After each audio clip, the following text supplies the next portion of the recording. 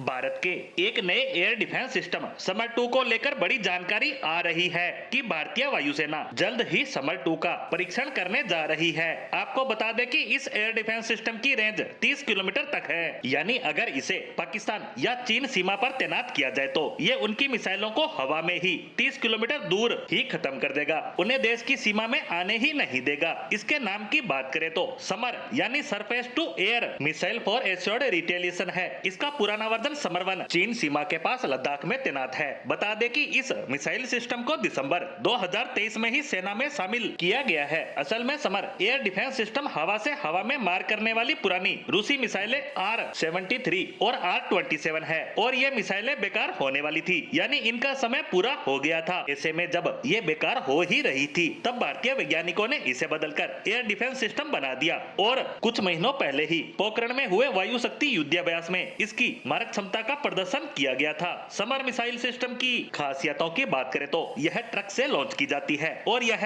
2982 kilometre प्रति घंटे की स्पीड से किसी भी हवाई टारगेट को हिट कर सकती है। इस मिसाइल सिस्टम का संचालन वायुसेना की BRD यूनिट करती है। यह किसी भी तरह के हवाई टारगेट यानी हेलीकॉप्टर और फाइटर जेट्स को निशाना बना सकता है। इसके लॉन्चर पर 2 मिसाइलों को लगाने की व्यवस्था है और समर 1 की बात करें तो बदलाव के बाद अब यह सतह से हवा में मार करने वाली मिसाइल बन गई है। इसका वजन 105 किलोग्राम। इस मिसाइल सिस्टम की रेंज 12 से 40 किलोमीटर तक है। समर एयर डिफेंस सिस्टम में 2 तरह की मिसाइलें लगाई जाती हैं। लंबाई 9.7 फीट, व्यास 6.5 इंच और इसमें 7.4 किलोग्राम का वार हेड लगता है। वहीं समर 2 की बात करें तो यह 253 किलोग्राम वजनी मिसाइल है जो कि 13.4 फीट लंबी है और इसका व्यास 9.1 इंच। इसमें पंख लगे होते हैं जिसका विंग स्पैन 30.4 इंच। इसमें 39 किलोग्राम का वार हेड लग सकता है जो ब्लास्ट फ्रेगमेंटेशन या कंटिन्यूअस रोड हो सकता है। इस मिसाइल को दागने वाले ट्रक भी अलग अलग होते हैं, जिसमें समर 1 के लिए